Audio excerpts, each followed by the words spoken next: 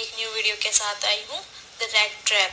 आज की स्टोरी बहुत ज़्यादा इंटरेस्टिंग होने वाली है, इसलिए स्टोरी स्टार्ट करें उससे पहले आप फटाफट जाइए और चैनल को फटाफट से सब्सक्राइब कर दीजिए। आज की स्टोरी एक गरीब व्यक्ति के बारे में है जो जगह जगह पर जाकर अपनी जो चूहेदानियां हैं यानी कि रेड ट्रैप वो बेचता है। दोपहर में थककर एक दिन वह एक पेड़ के नीचे बैठ जाता है और चूहेदानी को अपने पैरों के पास रख लेता है। चूहेदानी को देखते देखते वह सोच में पड़ जाता है कि इंसान ने कितनी बेहतरीन चीज बनाई है, रेड ट्रैप। हाँ, रेड ट्रैप जो चूहे को लालच देता है और चूहा उसमें जिंदगी भर फंसा रह जाता है। ये दुनिया भी एक रेड ट्रैप के जैसे ही है। अरे हाँ, पूरी की पूरी दुनिया कुछ नहीं है, बस एक रेड ट्रैप ही है।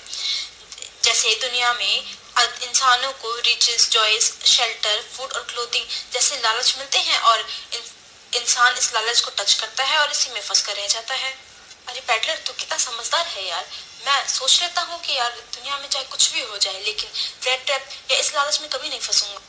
मेरा कोई घर नहीं था, अंधेरा काफी हो चुका था। रास्ते में हाईवे की तरफ जाते जाते मैंने एक घर देखा। मैं वहां जाता हूँ, दरवाजा खटखटाता हूँ। एक व्यक्ति दरवाजा खोलता है। मैं बताता हूँ कि रात काफी हो चुकी है और आगे हाईवे है और जंगल भी है और इतनी रात को मैं कहीं जा नहीं सकता। अब बुरा ना माने तो क्या मैं आपके घर में रुक सकता हूँ? सुबह होते ही चला जाऊंगा।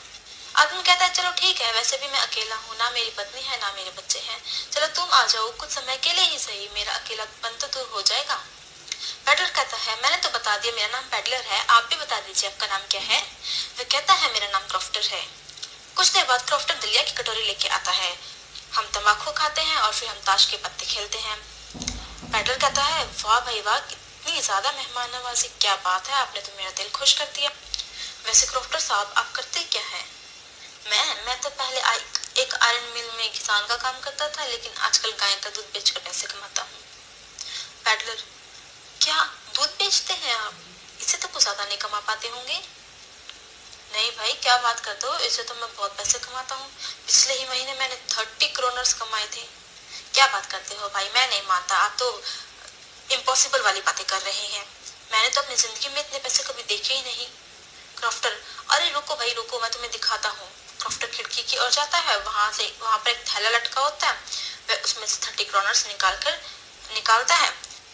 यह देखकर मेरी आंखें चौंक जाती है। भाई साहब, इतना सारा पैसा, इतने में तो मैं ना जाने कितने महीने चैन की जिंदगी जी लूं। ये देखते ही मुझे लालच आ जाता है। सुबह होती है क्योंकि वो एक मिल्कमैन था, उसे जल्दी उठना होता है क्योंकि उसे दूध बेचने जाना होता है। मेरा मन बिल्कुल नहीं था उठने का, लेकिन फिर भी मैं उठता हूँ क्योंकि वो मेरा घर तो नहीं था। हम दोनों घर के बाहर चलते हैं। चलते चलते वो एक तरफ चला जाता है, मैं दूसरी तरफ चला जाता हूँ। आधे घंटे बाद मैं वापस आता हूँ और फिर मैं खिड़की तोड़ता हूँ और फिर वहां से 30 क्रोनर्स है वो निकाल लेता हूँ। फिर मैं हाईवे की तरफ जाता हूँ, लेकिन फिर मेरे दिमाग में ख्याल आता है कि भाई अगर क्रॉफ्टर घर वापस आता है तो वह देखेगा कि उसके जो बैग है उसमें 30 क्रोनर्स है ही नहीं, और तो वो सीधा हाईवे की तरफ जाएगा। इसलिए मैं हाईवे की तरफ नहीं जाता। फिर मैं सोचता हूँ कि चलो जंगल की तरफ से ही चला जाता हूँ, कहीं ना कहीं निकल ही जाऊंगा। अब मैं जंगल की तरफ जा रहा होता हूँ, आगे भागता रहता हूँ, लेकिन फिर मैंने महसूस किया कि ये तो वही जगह है। मैं बार बार इसी जगह पे आके फंस जाता हूँ। मैं चलता गया लेकिन जंगल का कोई सिरा ही नहीं आया। मैंने महसूस किया कि दुनिया वास्तव में ही एक चूहेदानी थी। धन जो मैंने चोरी किया था वह एक फंसाने वाली चीज थी और अब मैं उसमें फंस चुका था। अंधेरा काफी हो रहा था, दिसंबर की आखिरी रात थी, ठंड भी बहुत थी। मैं भागते भागते थक चुका था, अब बहुत थक गया था। मैंने वहां एक पेड़ के नीचे आराम करने की सोची। मेरी आंखें धीरे धीरे बंद हो रही थी। मैंने सारी उम्मीदें खो दी थी। मुझे लग रहा था कि अब मैं नहीं बचूंगा, अब तो बस मेरा काम खत्म ही हो जाएगा, अब मैं नहीं रह पाऊंगा। अचानक मैंने एक आवाज सुनी। वहां पर एक आयरन मिल्स के कारखाने से एक आवाज आ रही थी। वहां हथौड़ा जैसे पीटने की आवाज आ रही थी।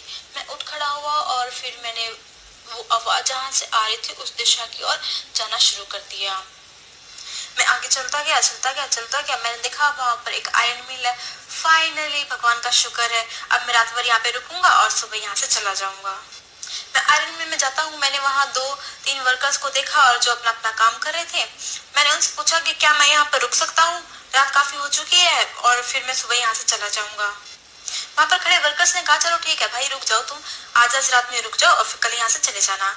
तो कुछ समय बाद वहां पर आयरन मिल का मालिक आता है, जो भी मास्टर है, वो वहां आप डेली आता है सुबह शाम कि वहाँ पर कैसा काम चल रहा है, वो ये सब कुछ देखने आता है। वो देखता है कि यहाँ पे एक आदमी पड़ा हुआ है। वह वर्कर से पूछता है कि अरे भाई ये कौन आदमी है, यहाँ पर कहाँ से आया है? तो कहता है कि भाई पता नहीं साहब ये कहाँ से आ चुका है आदमी, ये कह रहा था कि मुझे रात तक रुकना है, मैं सुबह ही चला जाऊंगा। मैं क्या चलो ठीक है रात तक रुक जाना। अरे तुम कैसे हो भाई, किसी को भी आने देते हो, कम से कम उनसे पूछो तो सही उनका नाम क्या है, कहाँ से आए हैं, कहाँ जाएंगे। अच्छा छोड़ो तो मैं खुद ही जाके पूछ लेता हूँ।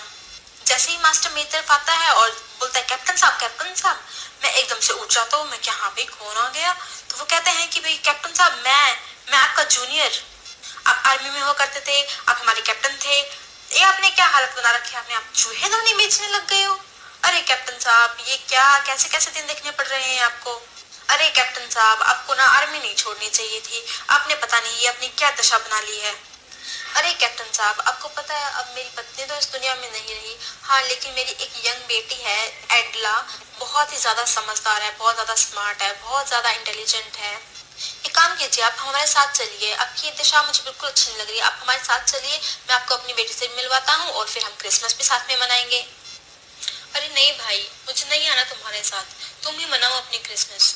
मैं सोचता हूँ कि पहले ही मैं 30 क्रोनस चुरा कर दुनिया रूपी रैप ट्रैप में फंस जाता हूँ और अब मुझे किसी जाल में नहीं फंसना। अगर मैं गलती से भी यहाँ रुक जाता हूँ तो पूरी तरह से फंस जाऊंगा। कैप्टन अरे कैप्टन साहब चलिए ना, आप तो प्लीज चलिए हमारे साथ, हमारे घर चलिए। अरे मैंने आपसे कहा ना मैं नहीं आ रहा आपके साथ, आप जाइए यहाँ से, मुझे तंग मत कीजिए। जैसे तैसे मास्टर परेशान होकर अपने घर चला जाता है। एडला अपने पापा को परेशान देखकर उनसे पूछती कि पापा पापा क्या हुआ, बड़े परेशान नजर आ रहे हो। मास्टर कहता है कि क्या बताऊं बेटा, आज हमारे वहां पर हमारे कैप्टन साहब थे, मैं उनको घर आने के लिए कह रहा था लेकिन वो मना कर ही जा रहे थे। वो कह रहे थे मुझे तंग मत करो। बेटा एक काम करो ना, तुम ही चलो मेरे साथ, उन्हें मना लो, क्या पता तुम्हें देखकर वो मान जाए। हाँ पापा ठीक है चलो मैं चली जाऊंगी, मैं उन्हें जरूर और जरूर घर पे लेके आऊंगी। एडला वहां जाती है और पूछती है पापा वही कैप्टन साहब है क्या जो वहां पर लेटे हुए हैं? हाँ बेटी। वह वहां जाती है और कहती है कैप्टन सर कैप्टन सर। मैं एकदम से उठ जाता हूँ। वह कहती है मैं आपको साथ ले जाने आई हूँ अपने घर पे। अरे बेटा मैं नहीं आऊंगा, पर मैं तो आपको साथ लेके जाऊंगी। अरे मैंने कहा ना बेटा मैं नहीं आऊंगा। एटला बहुत जिद करती है। फिर मैं सोचता हूँ कि वैसे भी बहुत रात हो चुकी है, इसी बहाने मैं कहीं रुक जाऊंगा और सुबह होते ही वहां से निकल लूंगा। जैसे ही एडला और कैप्टन दोनों घर पर पहुंचते हैं, मास्टर कहता है अरे वाह कैप्टन साहब आओ मेरे जिगरी दोस्त आओ। वह अपने नौकर से कहता है अरे इन्हें नहलाओ धलाओ, इनकी दाढ़ी वाड़ी काटो, बाल भी बना दो और मेरी अलमीरा में एक जो बहुत ही प्रीशियस कोट रखा है वो इन्हें पहना दो। जाओ दोस्त मजे करो मजे। एडला पापा ये सही में कैप्टन है? हाँ बेटी। पापा बट मुझे तो ये चोर लग रहे हैं, शक्ल देखी है आपने इसकी, बातों से भी गवार जैसा लगता है। अरे बेटा कैप्टन साहब बहुत मुश्किल दौर से गुजर रहे हैं, तुम्हें वैसे ही लग रहा है बेटा। ऐसे नहीं बोला करते बेटा, कोई बात नहीं बेटा, अपने ही कैप्टन साहब हैं बेटा। जैसे ही मैं नहा धो के तैयार होके डाइनिंग रूम में जाता हूँ, मास्टर मुझे देखकर हैरान हो जाता है और कहता है अरे तुम कौन हो? अरे आप ही तो कह रहे थे मैं कैप्टन हूँ। अरे तुम कौन हो? कैप्टन साहब तो नहीं लग रहे। मैंने कब कहा मैं कैप्टन हूँ? तो तुम यहाँ क्या करने आए हो? तुम्ही ने तो बुलाया है, मैं तो मना कर रहा था, तो तुम बता नहीं सकते थे तुम कैप्टन नहीं हो? तुमने पूछा ही नहीं तो तुम खुद तो बता सकते थे। अरे मैं तो मना ही कर रहा था, तुम ही जबरदस्ती कर रहे थे। चलो कैप्टन साहब चलो चलो ना कैप्टन साहब। एक तो तुम्हें हम अपने घर पे बुलाते हैं और तुम पता नहीं कौन हो, कहाँ से आ गए हो और ऊपर से हमारे ऊपर ही चला रहे हो। रुको रुको मैं अभी पुलिस को बुलाता हूँ, धोखेबाज कहीं का। अरे भाई मेरी कोई गलती नहीं है, मैंने कोई धोखा नहीं दिया, मैं तो मना ही कर रहा था। मैंने तो पहले ही कहा था ये दुनिया एक रेड ट्रैप है, मुझे इसमें मत फंसाओ। अच्छा ठीक है जाओ यहाँ से। अरे रुको ये कोट पैंट और ये शूज तो निकाल के जाओ, पता नहीं कहाँ कहाँ से आ जाते हैं ऐसे लोग। एडला वहीं खड़ी होकर ये सब कुछ नजारा देखती है। वह अपने पापा से पूछती है कि पापा एडलर की तो कोई गलती नहीं है, जब ये कैप्टन थे तो आप इनकी बहुत इज्जत कर रहे थे और अब जब ये कैप्टन नहीं है तो आप इन्हें यहाँ से जाने को कह रहे हैं। हाँ बेटा कैप्टन नहीं है तभी तो जाने को के लिए कह रहा हूँ, पर पापा ये तो नाइंसाफी है, ये तो हमारे गेस्ट है, हमने इनसे क्रिसमस साथ मनाने का वादा किया है। पापा पापा ये यहाँ से कहीं नहीं जाएंगे, ये हमारे साथ में ही क्रिसमस मनाएंगे। लेकिन बेटा लेकिन कुछ नहीं पापा, मैं कह रही हूँ ना, मैंने कह दिया तो कह दिया। अरे पैडलर, अरे ओ पैडलर सुनो, तुम हमारे साथ यहीं रुको, हमारे साथ क्रिसमस मनाओ, खाओ पियो नाचो गाओ, पूरे मौज करो और सुबह यहाँ से चले जाना। मैं वहाँ क्रिसमस मनाता हूँ, खाता पीता हूँ, फुल मस्ती करता हूँ और फिर सो जाता हूँ। अगली सुबह एडला और मास्टर चर्च जाते हैं, लेकिन मैं तो अभी भी सोया हुआ था। एडला चर्च में एक आदमी को देखती है और अपने पापा से पूछती है कि पापा पापा, ये वही है ना जो रैमजेसो आयरन मिल में काम किया करते थे? मास्टर, हाँ बेटा, ये तो क्रॉफ्टर है। अरे ओ क्रॉफ्टर, अरे ओ क्रॉफ्टर, कैसे हो भाई, क्या करते हो आजकल? क्रॉफ्टर, साहब मैं तो गाय का दूध बेचकर पैसे कमाता हूँ। अरे भाई, कितना कमा लेते हो? क्या बताऊं साहब। क्या हुआ, बड़े परेशान लग रहे हो? अरे हाँ, ऐसे जैसे आप हमसे पूछ रहे हो कि कितना कमा लेते हो, कल वैसे ही एक पेडलर नाम का एक व्यक्ति मुझसे पूछ रहा था, भाई कितना कमाते हो? मैंने उसे बताया कि भाई मैंने पिछले महीने 30 करोड़ कमाए थे, तो वह चोरी करके ले गया। अरे कौन था वो? पता नहीं साहब, वो तो अपने आप को पैडलर पैडलर बता रहा था। क्या? पैडलर? पैडलर? पैडलर तो हमारे घर पर है। अरे एडला बेटा, कहीं वो हमारी चांदी की चम्मच, कटोरियां, प्लेट न चुरा कर ले जाए। जैसे तैसे एडला और मास्टर हैरान होकर, परेशान होकर अपने घर की तरफ चले जाते हैं। वे वहां जाते हैं, अपने नौकर से पूछते हैं कि अरे वो पेडलर कहाँ गया, क्या कुछ लेकर गया? नौकर कहता है, साहब वह वहां से यहाँ से कुछ नहीं लेके गया, यहाँ पर 3 चीजें और छोड़ गया। अरे क्या छोड़ गया? एक छोटी सी जुहेदानी है और 3 नोट है और एक पत्र है एडला के लिए। एडला अपने रूम में जाती है, फिर वहां पर देखती है कि वहां पर एक लेटर था, एक जुहेदानी थी और एक पैकेट था।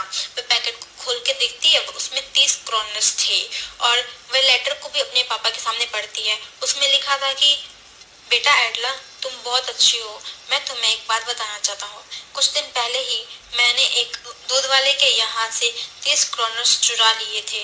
मैं तुमसे प्रार्थना करता हूँ कि तुम इस 30 क्रोनर्स को उसी व्यक्ति के यहाँ पहुँचा दोगी। उसका नाम क्रॉफ्टर था। और हाँ बेटा, तुमने जो मुझे क्रिसमस मनाने का मौका दिया, इतने अच्छे से मुझसे बातें की, मुझे एक चोर की बजाय एक कैप्टन समझा, तुमने मुझसे बहुत अच्छे से बात की। वाकई में तुमने मुझे महसूस करवा दिया कि मैं एक कैप्टन हूँ। तुम बहुत अच्छी हो एडला बेटा। और हाँ, वो चूहेदानी तुम्हारे लिए क्रिसमस का एक गिफ्ट है। दोस्तों, ये थी हमारी स्टोरी। अगर स्टोरी अच्छी लगी तो प्लीज लाइक कीजिएगा, चैनल को सब्सक्राइब कीजिएगा और कमेंट में जरूर बताना कि आपको हमारी स्टोरी कैसी लगी। Okay, good bye, see you in the next video.